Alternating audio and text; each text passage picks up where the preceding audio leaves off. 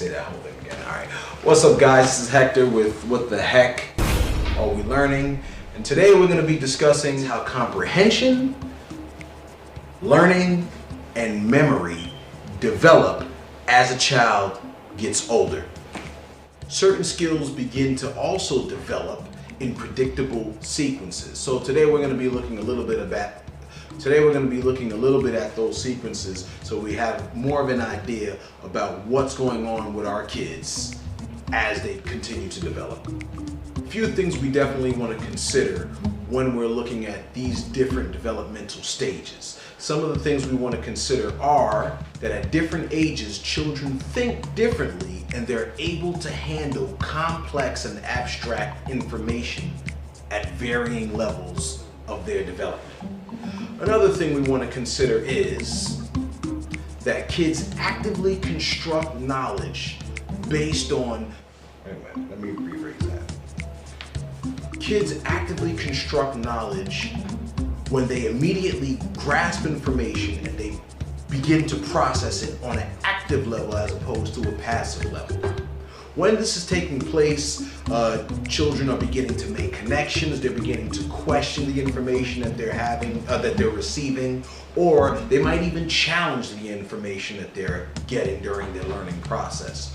Something else we want to consider when we teach. You done, Chris? You good? You good? Another thing that promotes cognitive development is that when we understand what their comfort zone is on a cognitive level and then begin to teach just outside of that comfort level, that increases the rigor of the content of information that the children are obtaining. Another thing we want to keep in mind is that children must be able to share the ideas and share the perspectives that they have with each other as well as with adults. That also promotes their cognitive development. So what we're going to be doing is we're going to be looking at the three different areas: cognitive development, physical development, as well as social emotional development into 4 different grade areas. This is primary grades, upper elementary grades, junior high school, as well as high school. When we're talking about primary grades, we're discussing ages, When we're talking about primary grades, we're discussing the ages of kindergarten up to 3rd grade. Now, some of the characteristics that are exhibited by our students in kindergarten to 3rd grade on a cognitive level are they are learning or they're able to grasp concepts as well as developing their language skills. On a physical level, they're beginning. What?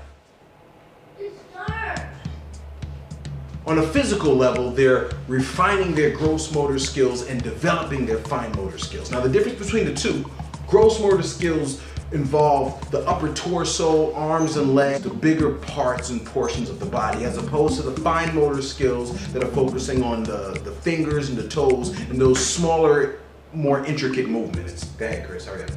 What did he say? He said it's dark. Shit, I just missed that. Also, we noticed that girls tend to mature or develop on a physical level quicker than boys, and all children during these stages tend to exhibit high levels of energy, which equate to low levels of intention. Oddly enough, we start to see that in adults as well, but that's a different discussion. We'll talk about that later, I promise. On a social level, children in kindergarten through 3rd grade tend to develop independence and they're starting to understand gender identity. And they use some of that social energy to please adults. How could a teacher help kids in these particular grade levels? Well, on a cognitive level, what a teacher might want to do is they might want to use concrete examples as well as use lots of modeling and illustrating how the child can perform the specific tasks that are asked of them, as well as utilizing concrete references in order to express abstract concepts. Concrete references could be storytelling, utilizing parables, or any kind of other concrete reference. On a physical level, a teacher could create play areas for running and climbing and jumping, as well as providing a child with activities such as coloring or cutting, and help refine or develop their fine motor skills. Kind of like grabbing their hand and teaching them how to hold a pencil and how to use it. On a social emotional level, a teacher could encourage a child to have a little bit more independence and display some initiative, as well as providing the child with opportunities for cooperative activities, as well as giving them lessons that ensure success. We're talking about grade levels 4 through 6. Some of the characteristics that are displayed by students in these grade levels are: on a cognitive level, they're starting to understand logical operations with concrete materials. Their verbal and written abilities begin to show improvement. Also, on a physical level, we're starting to see slow and steady physical growth, as well as growth spurts. On a social-emotional level, these children are beginning to illustrate and develop a sense of self-worth.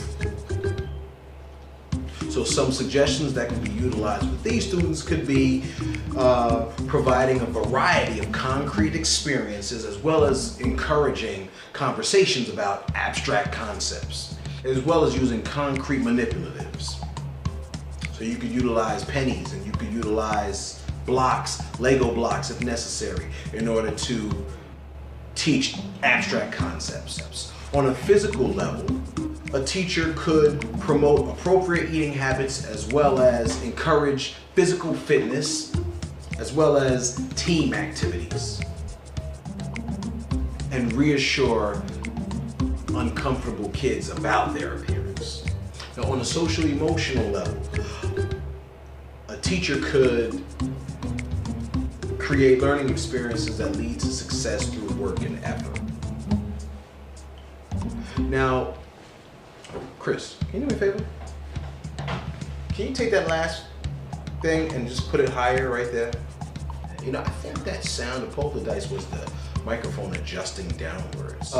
For the grade ranges from 7 through 9, some of the character traits that we're starting to see with students in this area could be: on a cognitive level, they're able to think; on an abstract level, they're able to think systematically, hypothetically. Also, they're able to think deductively as opposed to inductively. That is to say, when they're reasoning, they're able to see fact A, B, and C results in this particular conclusion. Also, on the physical level, we're starting to see growth spurts, as well as physical maturation and puberty. On the social emotional level, we're starting to see deepening social relationships, as well as experimentation with personal identity. So this is where you start to see all those wild fads and styles. Also, they're beginning to form intimate one-on-one relationships. We'll probably get on that later. Hopefully we won't. Now, some things that teachers could do is they could provide opportunities for abstract thinking, abstract thought processes. They could also recognize the inclination for a child to challenge the information that they're receiving, as well as take full advantage of the moral dilemmas that are presented in their education or in their learning. See, a lot of that happens with a subject like, let's say, social studies, where lots of questionable moral situations take place. You want to take full advantage of those opportunities. We call those teachable moments. We also want to minimize activities that highlight or bring attention to the physical maturation process that these children are going through at this particular stage of development. Now, for the high school grades, we're dealing with grades 10 through 12 or 9 through 12. We start to see a lot of these characteristics overlap. You're beginning to see, on a cognitive level, full adult abstract reasoning processes, abstract reasoning skills. They begin to become far more developed than before. So much so that interacting with these high schoolers on a cognitive level is almost equivalent to interacting with some of your peers that are adults. I know it's sad, but it's true. We're also beginning to see full physical maturity on a developmental level, as well as increasing interests in intimate relationships on the social-emotional level. We start to see lots of emotional roller coasters during this time period. It's insane. we want to highlight learning styles in the 7 intelligences, as well as take into consideration Bloom's taxonomy. We're going to take a look a little bit at that because it focuses a little bit more on higher order thinking skills and some of the activities that can be associated with higher order thinking skills. Also, we want to promote healthy bodily images for these students that are hypersensitive about what they look like or their appearance. And lastly, we want to ease anxiety for the future as well as post-secondary lifestyles or career options. We're going to be talking a little bit more about the 7 intelligences, what those look like, how to identify them, and potentially we're going to be looking at higher order thinking skills. We're going to provide you with a few strategies on how to work with the different intelligences. We'll be seeing you next time on What the Heck Are We Learning?